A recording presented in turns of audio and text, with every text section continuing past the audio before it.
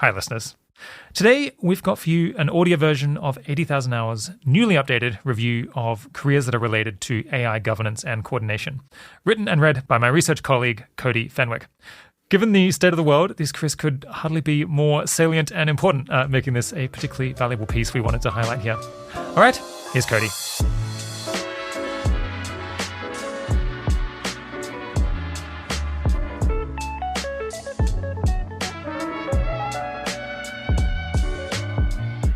AI Governance and Policy, by me, Cody Fenwick. Last updated February 2024. As advancing AI capabilities gained widespread attention in late 2022, 2023, and 2024, interest in governing and regulating these systems has grown. Discussion of the potential catastrophic risks of misaligned or uncontrollable AI has become more prominent, potentially opening up opportunities for policy that could mitigate the threats. There's still a lot of uncertainty about which AI governance strategies would be best, but some ideas for policies and strategies that would reduce risk seem promising to us. See, for example, a list of potential policy ideas from Luke Melhauser of Open Philanthropy and a survey of expert opinion on best practices in AI safety and governance from the Center for AI Governance. You can find links to both of those and many other resources in the web version of this article. But there's no roadmap here. There's plenty of room for debate about which policies and proposals are needed. We may not have found the best ideas yet in this space, and there's still a lot of work to figure out how promising policies and strategies would work in practice. We here at 80,000 Hours hope to see more people enter this field to develop expertise and skills that will contribute to risk-reducing AI governance and policy. In a nutshell, advanced AI systems could have massive impacts on humanity and potentially pose global catastrophic risks. There are opportunities in the broad field of AI governance to positively shape how society responds to and prepares for the challenges posed by the technology. Given the high stakes, pursuing this career path could be many people's highest impact option, but they should be very careful not to accidentally exacerbate the threats rather than mitigate them. Why this could be a high-impact career path. Artificial intelligence has advanced rapidly. In 2022, 2023, and 2024, new language, image, and video generation models gained widespread attention for their abilities, blowing past previous benchmarks. And the applications of these models are still new. With more tweaking and integration into society, the existing systems may become easier to use and more ubiquitous. We don't know where all these developments will lead us. There's reason to be optimistic that AI will eventually help us solve many of the world's problems, raising living standards and helping us build a more flourishing society. But there are also substantial risks. Advanced AI could be used to do a lot of harm, and we worry it could accidentally lead to a major catastrophe, and perhaps even cause human disempowerment or extinction. We discuss the arguments that these risks exist in our in-depth problem profile. Because of these risks, we encourage people to work on finding ways to reduce the danger through technical research and engineering. But we need a range of strategies for risk reduction. Public policy, and corporate governance in particular, may be necessary to ensure that advanced AI is broadly beneficial and low risk. Governance generally refers to the processes, structures, and systems that carry out decision-making for organizations and societies at a high level. In the case of AI, we expect the governance structures that matter most will be national governments and organizations developing AI, as well as some international organizations and perhaps subnational governments. Some aims of AI governance work could include preventing the deployment of any AI systems that pose a significant and direct threat of catastrophe, mitigating the negative impact of AI technology on other catastrophic risks, such as nuclear weapons or biotechnology, guiding the integration of AI technology into our society and economy with limited harms and to the advantage of all, reducing the risk of an AI arms race between nations and companies, ensuring that advanced AI developers are incentivized to be cooperative and concerned about safety, slowing down the development and deployment of new systems if the advancements are likely to outpace our ability to keep them safe and under control. We need a community of experts who understand modern AI systems and policy, as well as the severe threats and potential solutions. This field is still young, and many of the paths within it aren't clear and are not sure to pan out. But there are relevant professional paths that will provide you valuable career capital for a variety of positions and types of roles. The rest of this article explains what work in this area might involve, how you can develop career capital and test your fit, and some promising places to work. First, what kinds of work might contribute to AI governance? There are a variety of ways to pursue AI governance strategies, and as the field becomes more mature, the paths are likely to become clearer and more established. We generally don't think people early in their careers should aim for specific high-impact jobs. They should instead aim to develop skills, experience, knowledge, judgment, networks, and credentials, what we call career capital, that they can use later to have an impact. This may involve following a standard career trajectory or moving around in different kinds of roles. Sometimes you just have to apply to many different roles and test your fit for various types of work before you know what you'll be good at. Most importantly, you should try to get excellent at something for which you have a strong personal fit and that will let you contribute to solving pressing world problems. In the AI governance space, we see at least 6 broad categories of work that we think are important. Government work, research on AI policy and strategy, industry work, advocacy and lobbying, third-party auditing and evaluation, and international work and coordination. Thinking about the different kinds of career capital that are useful for the categories of work that appeal to you may suggest some next steps in your path. We'll discuss how to assess your fit and enter this field later. You may want to move between these different categories of work at different points in your career. You can also test out your fit for various roles by taking internships, fellowships, entry-level jobs, temporary placements, or even doing independent research, all of which can serve as career capital for a range of paths. We've also reviewed career paths in AI technical safety research and engineering, information security, and AI hardware expertise, which may be crucial to reducing risks from AI. These fields may also play a significant role in an effective governance agenda. People serious about pursuing a career in AI governance should familiarize themselves with these subjects as well. Now, let's talk about these 6 categories of governance work in a bit more detail. The first category is government work. Taking a role within an influential government could help you play an important part in the development, enactment, and enforcement of AI policy. We generally expect the U.S. federal government will be the most significant player in AI governance for the foreseeable future. This is because of its global influence and its jurisdiction over much of the AI industry, including the most prominent AI companies such as Anthropic, OpenAI, and Google DeepMind. It also has jurisdiction over key parts of the AI chip supply chain. Much of this article focuses on U.S. policy and government. But other governments and international institutions matter too.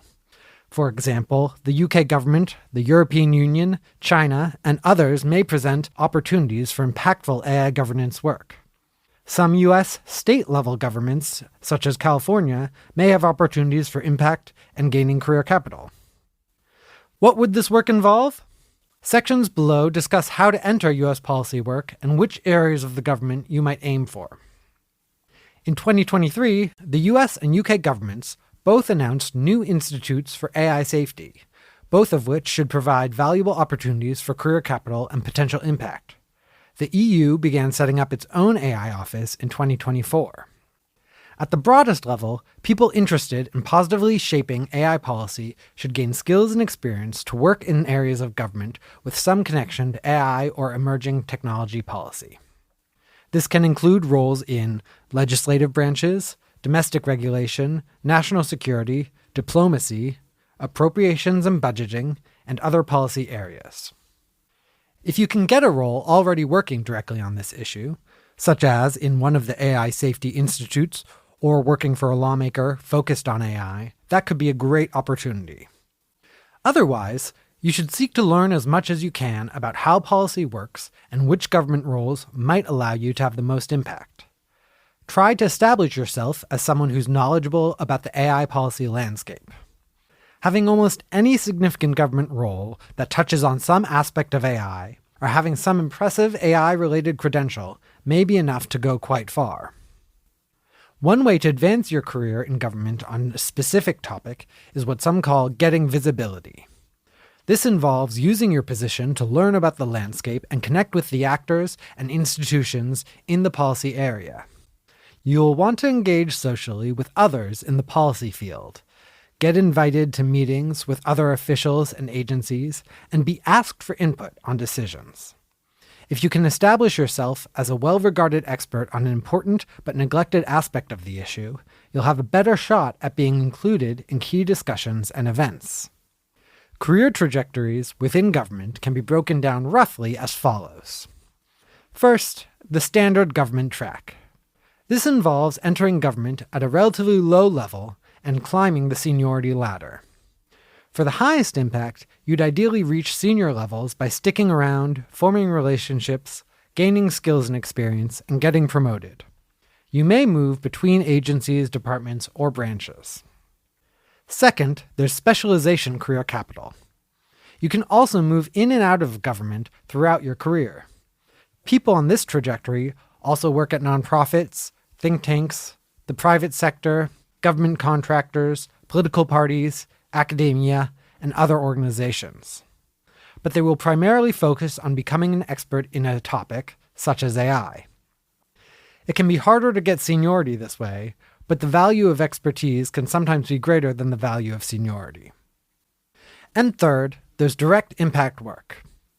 Some people move into government jobs without a longer plan to build career capital because they see an opportunity for direct, immediate impact. This might involve getting tapped to lead an important commission or providing valuable input on an urgent project. This isn't necessarily a strategy you can plan a career around, but it's good to be aware of it as an option that might be worth taking at some point. The next general category of governance work is research on AI policy and strategy. There's still a lot of research to be done on AI governance strategy and implementation. The world needs more concrete policies that would really start to tackle the biggest threats. Developing such policies and deepening our understanding of the strategic needs of the AI governance space are high priorities. Other relevant research could involve surveys of public and expert opinion, legal research about the feasibility of proposed policies, technical research on issues like compute governance, and even higher-level theoretical research into questions about the societal implications of advanced AI. Some research, such as that done by Epoch AI, focuses on forecasting the future course of AI developments, which can influence AI governance decisions. However, several experts we've talked to warn that a lot of research on AI governance may prove to be useless. So it's important to be reflective and seek input from others in the field about what kind of contribution you can make. We list several research organizations in the web version of this article that we think pursue promising research on this topic and could provide useful mentorship. One approach for testing your fit for research, especially when starting out, is to write up analyses and responses to existing work on AI policy or investigate some questions in this area that haven't received much attention. You can then share your work widely, send it out for feedback from people in the field, and evaluate how you enjoy the work and how you might contribute to this field. But don't spend too long testing your fit without making much progress. And note that some are best able to contribute when they're working on a team. So don't overinvest in independent work, especially if there are few signs it's working out especially well for you. This kind of project can make sense for maybe a month or a bit longer. But it's unlikely to be a good idea to spend much more time than that without funding or some really encouraging feedback from people working in the field. If you have the experience to be hired as an AI governance researcher, opportunities for this work may be found in academia, nonprofit organizations, and think tanks. Some government agencies and committees, too, perform valuable research. Note that universities and academia have their own priorities and incentives that often aren't aligned with producing the most impactful work. If you're already an established researcher with tenure, it might be highly valuable to pivot into work on AI governance. Your position may even give you a credible platform from which to advocate for important ideas. But if you're just starting out a research career and want to focus on this issue, you should carefully consider whether your work will be best supported inside academia. For example, if you know of a specific program with particular mentors who will help you pursue answers to critical questions in this field, it might be worth doing. We are less inclined to encourage people on this path to pursue generic academic track roles without a clear idea of how they can do important research on AI governance. Advanced degrees in policy or relevant technical fields may well be valuable, though. We'll discuss this more in the section on how to assess your fit and get started. You can also read more in our article about how to become a researcher. The third general category is industry work. Internal policy and corporate governance at the largest AI companies themselves is also important for reducing risks from AI. At the highest level, deciding who sits on corporate boards, what kinds of influence those boards have, and the incentives that organizations face can have a major impact on a company's choices. Many of these roles are filled by people with extensive management and organizational leadership experience, such as founding and running companies. If you're able to join a policy team at a major company, you can model threats and help develop, implement, and evaluate proposals to reduce risks. You can also build consensus around best practices, such as strong information security, using outside evaluators to find vulnerabilities and dangerous behaviors in AI systems, what's known as red teaming, and testing out the latest techniques from the field of AI safety. And if, as we expect, AI companies face increasing government oversight, ensuring compliance with relevant laws and regulations will be a high priority. Communicating with government actors and facilitating coordination from inside the companies could be impactful work. In general, it seems better for AI companies to be highly cooperative with each other and with outside groups seeking to minimize risks. And this doesn't seem to be an outlandish hope. Many industry leaders have expressed concern about catastrophic risks and have even called for regulation of the frontier technology they're creating. That said, cooperation will take a lot of effort. Companies creating powerful AI systems may resist some risk-reducing policies because they'll have strong incentives to commercialize their products. So getting buy-in from the key players, increasing trust and information sharing, and building a consensus around high-level safety strategies will be valuable. The fourth general category of work in this path is advocacy and lobbying. People outside of government or AI companies can influence the shape of public policy and corporate governance with advocacy and lobbying. Advocacy is the general term for efforts to promote certain ideas and shape the public discourse, often around policy-related topics. Lobbying is a more targeted effort aimed at influencing legislation and policy, often by engaging with lawmakers and other officials. If you believe AI companies may be disposed to advocate for generally beneficial regulation, you might work with them to push the government to adopt specific policies.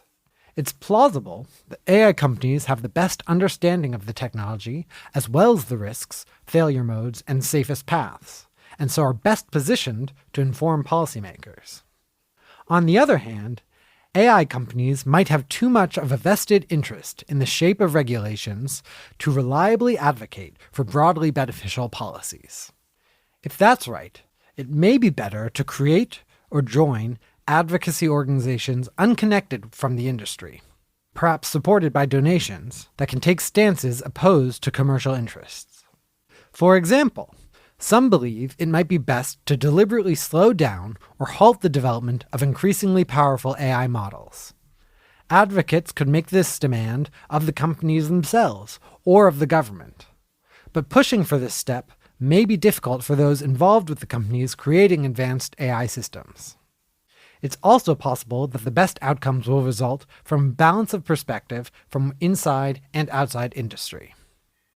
Advocacy can also highlight neglected but promising approaches to governance that have been uncovered in research, facilitate the work of policymakers by showcasing the public's support for governance measures, build bridges between researchers, policymakers, the media, and the public by communicating complicated ideas in an accessible way, pressure companies to proceed more cautiously, change public sentiment around AI, and discourage irresponsible behavior by individual actors. However, note that advocacy can sometimes backfire because predicting how information will be received isn't straightforward. Be aware that drawing attention to a cause area can sometimes trigger a backlash. Certain styles of rhetoric can alienate people or polarize public opinion. Spreading mistaken messages can discredit yourself and others. It's important to keep these risks in mind and consult with others, particularly those who you respect but might disagree with tactically. And you should educate yourself deeply about the topic before explaining it to the public. We'll discuss more about the risk of doing harm later. We also recommend reading our article on ways people trying to do good accidentally make things worse and how to avoid them. And you may find it useful to read our article on the skills needed for communicating important ideas. Next, here's a case study on approaches to advocacy. The Center for AI Safety Statement. In May 2023, the Center for AI Safety released a single-sentence statement saying, "Mitigating the risk of extinction from AI should be a global priority alongside other societal-scale risks such as pandemics and nuclear war." Most notably, the statement was supported by more than 100 signatories, including leaders of major AI companies, including OpenAI, Google DeepMind, and Anthropic, as well as top researchers in the field, such as Jeffrey Hinton and Yoshua Bengio. It also includes a member of the US Congress, other public officials, economists, philosophers, business leaders, and more. This statement drew media attention at the time, and UK Prime Minister Rishi Sunak and the White House press secretary both reacted to the statement with expressions of concern. Both the UK government and the US government have subsequently moved forward with efforts to start to address these risks. The statement also helped clarify and inform the discourse about AI risk, as evidence that being concerned about catastrophes on the scale of human extinction is not a fringe position. And here's the fifth category of governance work: third-party auditing and evaluation. If regulatory measures are put in place to reduce the risks of advanced AI, some agencies and outside organizations will need to audit companies and systems to make sure that regulations are being followed. Governments often rely on third-party auditors when regulating because the government lacks much of the expertise that the private sector has. There aren't many such opportunities available in this type of role for AI-related auditing that we know of, but such roles may play a part of an effective AI governance framework. AI companies and the AI systems they create may be subject to audits and evaluations out of safety concerns. One nonprofit, Model Evaluation and Threat Research, known as METER and formerly known as ArcEvals, has been at the forefront of work to evaluate the capabilities of advanced AI models.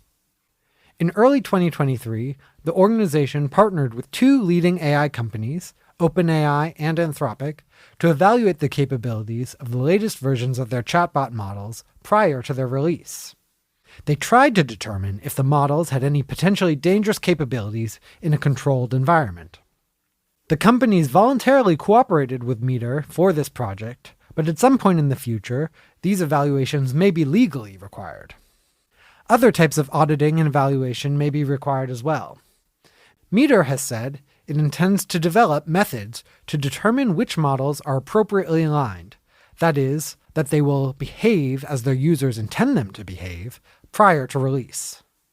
Governments may also want to employ auditors to evaluate the amount of compute that AI developers have access to, their information security practices, the uses of models, the data used to train models, and more.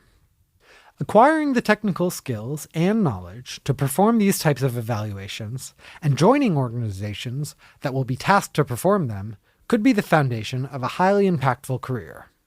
This kind of work will also likely have to be facilitated by people who can manage complex relationships across industry and government.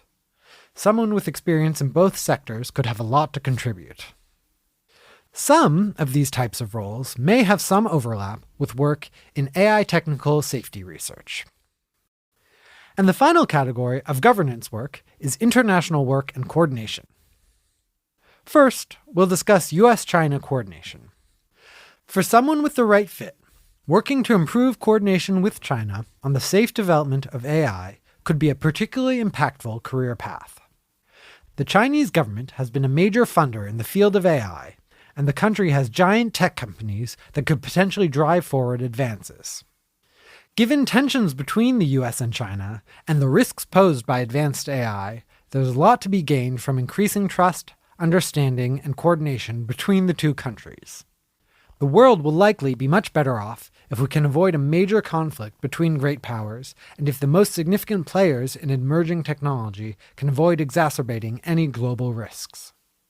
We have a separate career review that goes into more depth on China-related AI safety and governance paths. You can find that on the 80,000 Hours website. Aside from China, you might also consider work with other governments and international organizations. As we've said, we focus most on US policy and government roles. This is largely because we anticipate that the US is now and will likely continue to be the most pivotal actor when it comes to regulating AI, with a major caveat being China, as discussed in the previous section. But many people interested in working on the issue can't or don't want to work in US policy, perhaps because they live in another country and don't intend on moving. Much of the advice above still applies to these people because roles in AI governance research and advocacy can be done outside the US.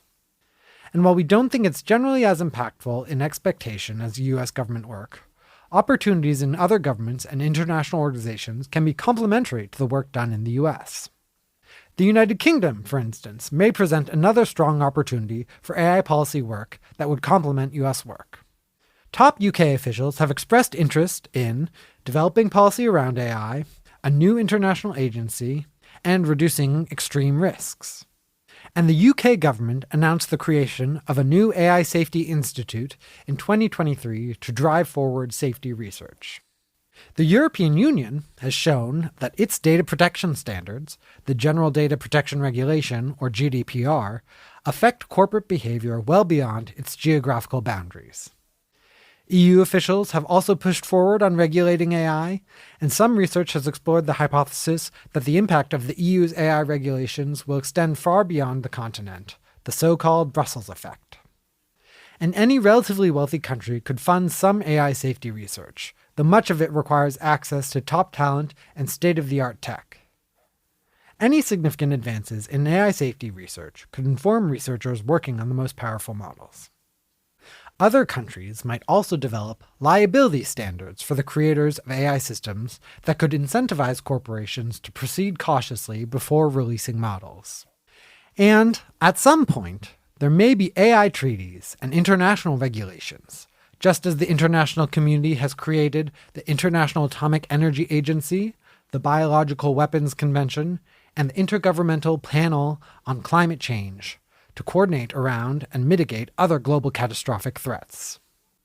Efforts to coordinate governments around the world to understand and share information about threats posed by AI may end up being extremely important in some future scenarios.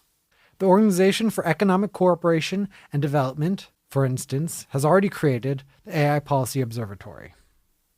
Third-party countries may also be able to facilitate cooperation and reduce tensions between the United States and China, whether around AI or other potential flashpoints.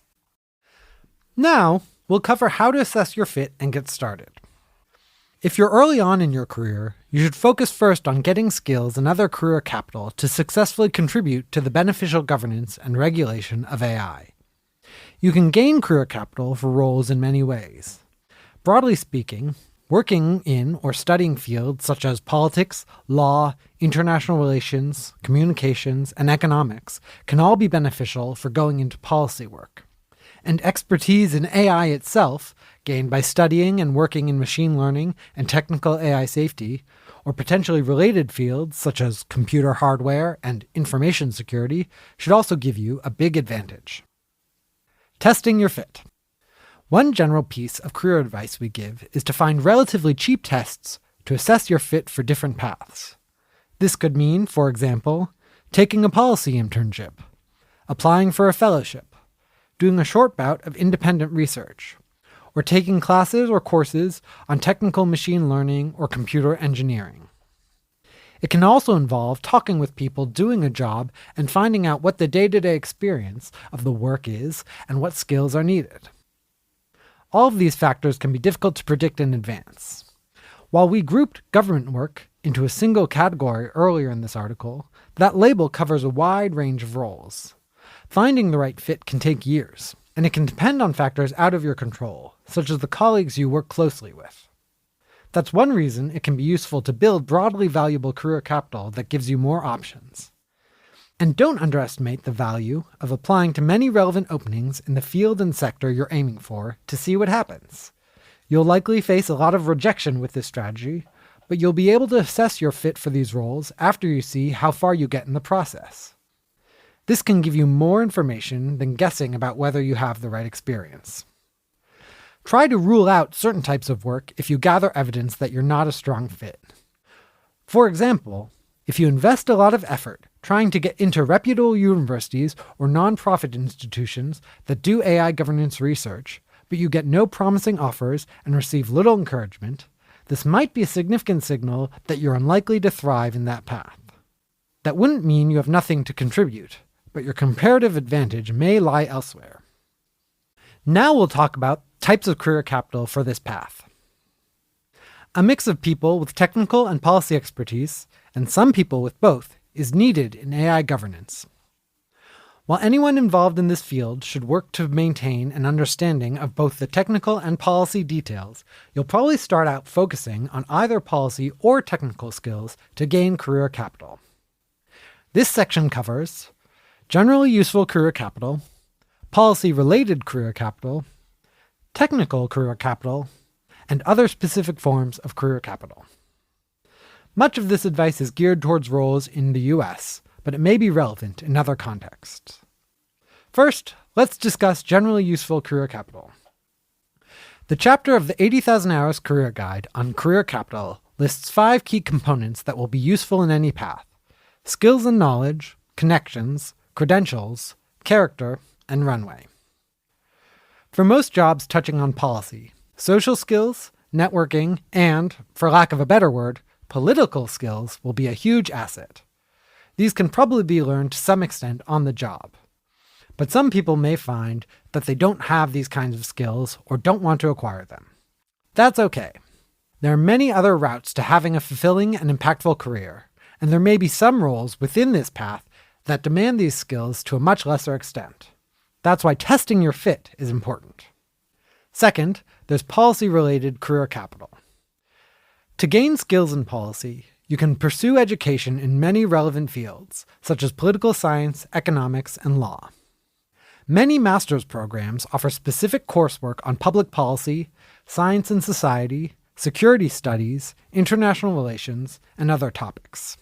Having a graduate degree or law degree will give you a leg up for many positions.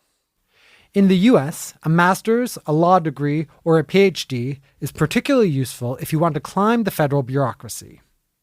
The article on US policy master's degrees on the 80,000 Hours website provides detailed information about how to assess the many options.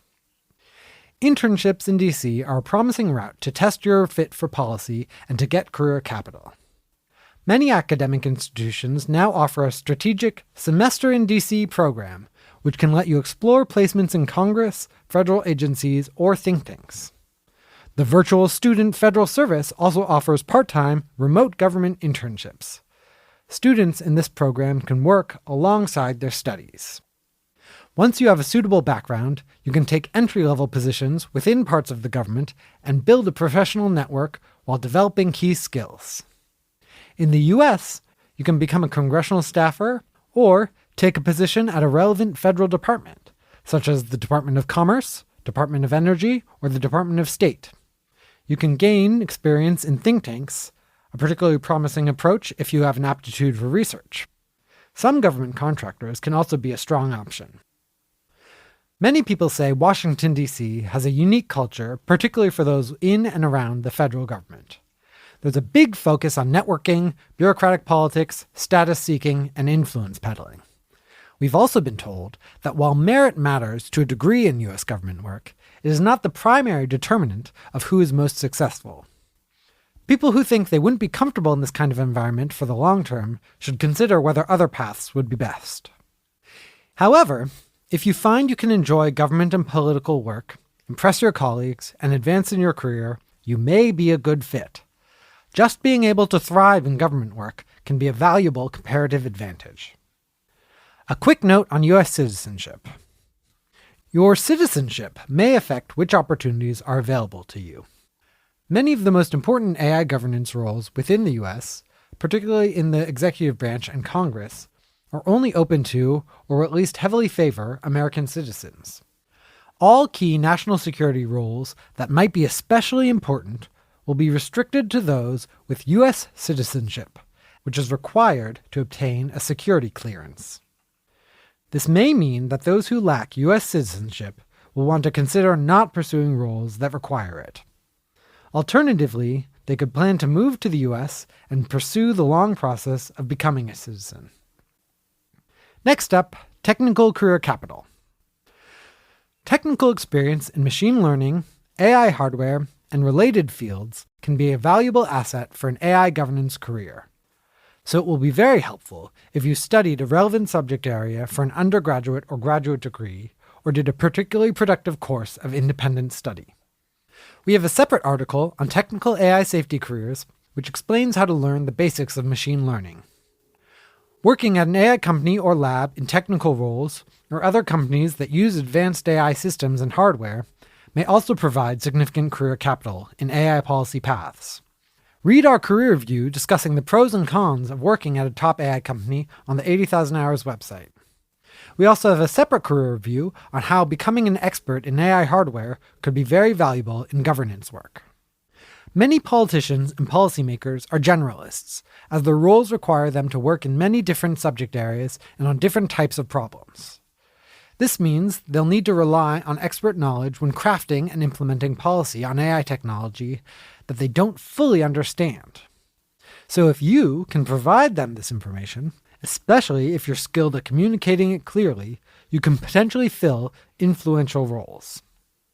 Some people who may have initially been interested in pursuing a technical AI safety career but are no longer interested in that path might also decide that they can effectively pivot into a policy-oriented career. It is common for people with STEM backgrounds to enter and succeed in U.S. policy careers.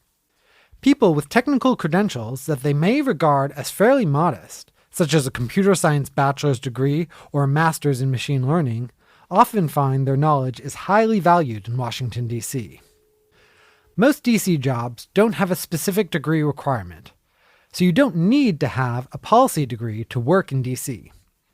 Roles specifically addressing science and technology policy are particularly well suited for people with technical backgrounds, and people hiring for these roles will value higher credentials like a master's or, better even, a terminal degree like a PhD or MD. There are many fellowship programs specifically aiming to support people with STEM backgrounds to enter policy careers. We list some of them on the web version of this article in the section Where Can This Kind of Work Be Done? Finally, let's discuss other forms of career capital. There are other ways to gain useful career capital that could be applied in this career path. If you have great communication skills as, say, a journalist or an activist, these skills could be very useful in advocacy and lobbying around AI governance. Especially since advocacy around AI issues is still in its early stages, it will likely need people with experience advocating in other important cause areas to share their knowledge and skills. Academics with relevant skill sets are sometimes brought into government for limited stints to serve as advisors in agencies such as the U.S. Office of Science and Technology. This may or may not be the foundation of a longer career in government, but it should give an academic deeper insight into policy and politics. You can work at an AI company or lab in non-technical roles, gaining a deeper familiarity with the technology, the business, and the culture. You could work on political campaigns and get involved in party politics. This is one way to get involved in legislation, learn about policy, and help impactful lawmakers. And you can also potentially help shape the discourse around AI governance. Note, though, there are downsides of potentially polarizing public opinion around AI policy, discussed more later, and entering party politics may limit your potential for impact whenever the party you've joined doesn't hold power. You could even try to become an elected official yourself, though it's competitive. If you take this route, make sure you find trustworthy and informed advisors to build expertise in AI, since politicians have many other responsibilities and can't focus as much on any particular issue. You can focus on developing specific skill sets that might be valuable in AI governance, such as information security, intelligence work, diplomacy with China, etc. Other skills could also be worth building.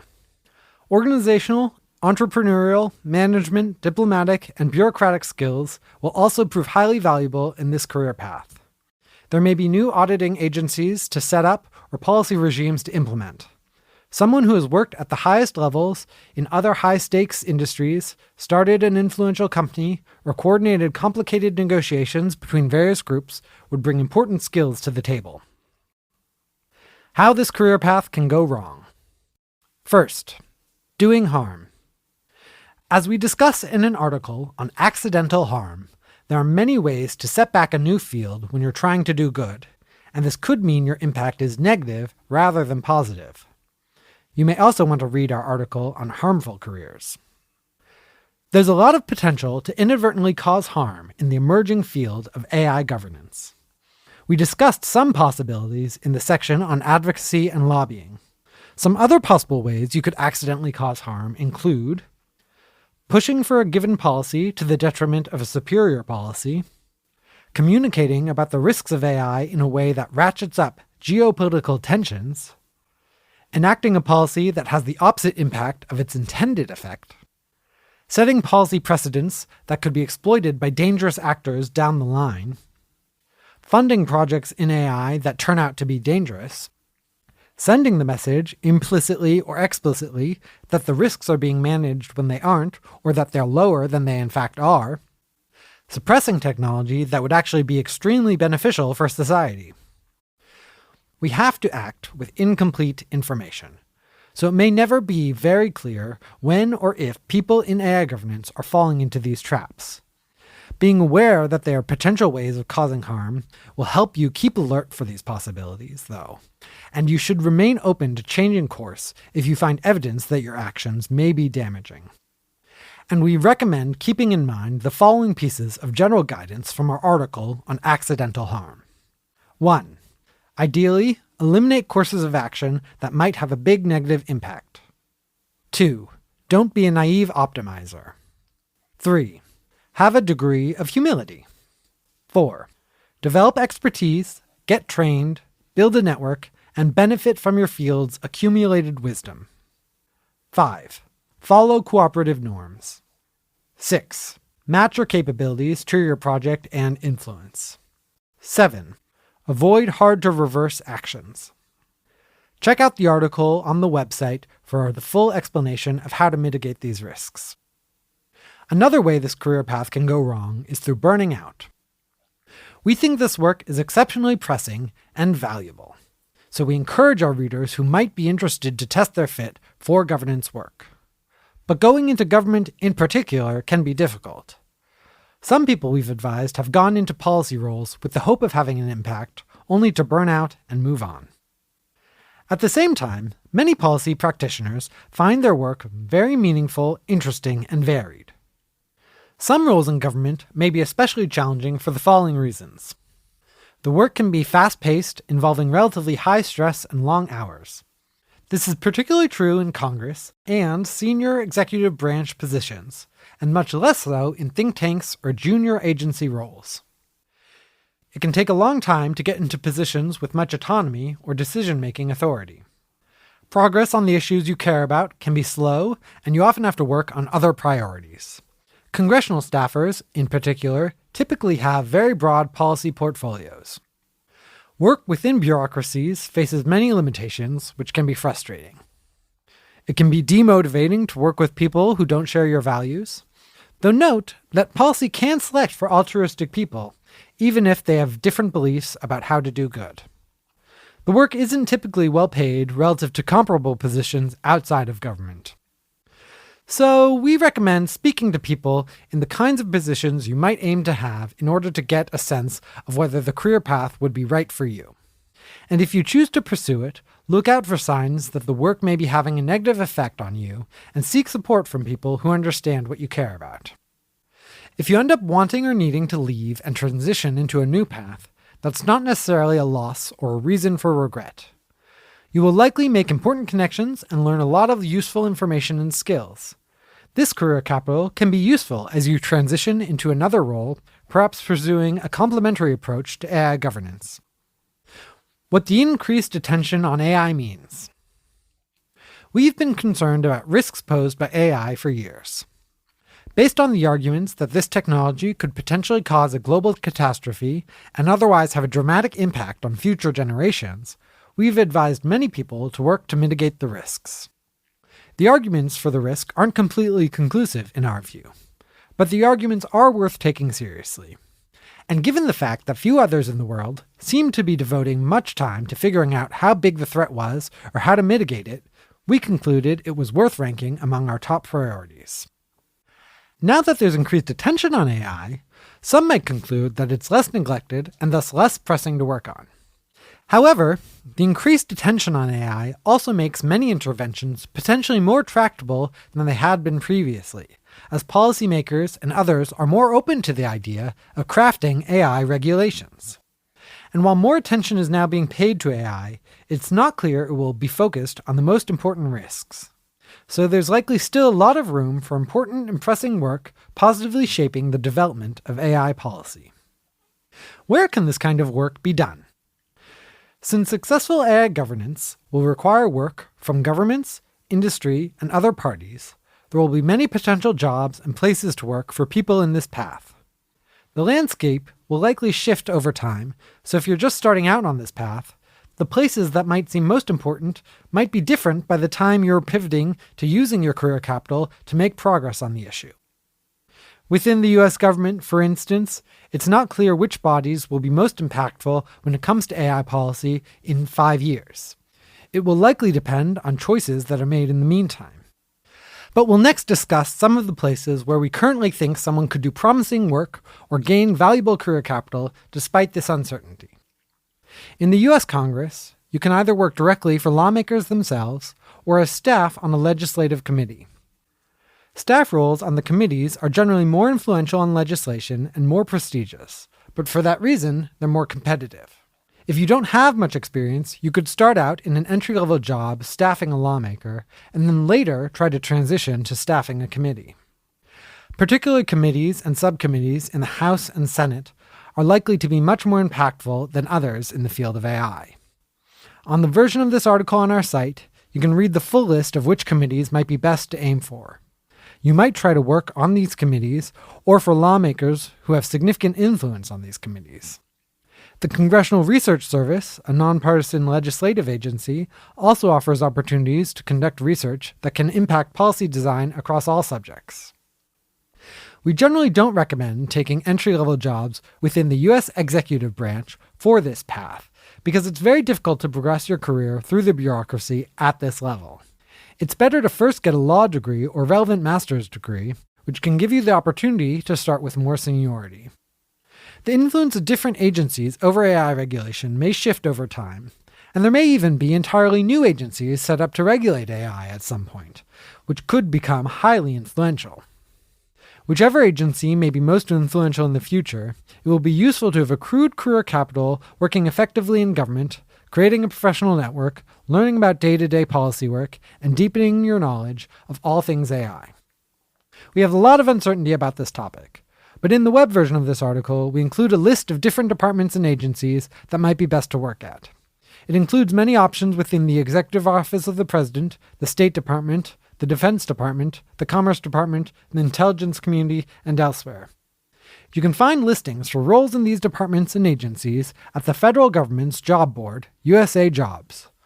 A more curated list of openings for potentially high-impact roles and career capital is on the 80,000 Hours job board at jobs.80,000hours.org.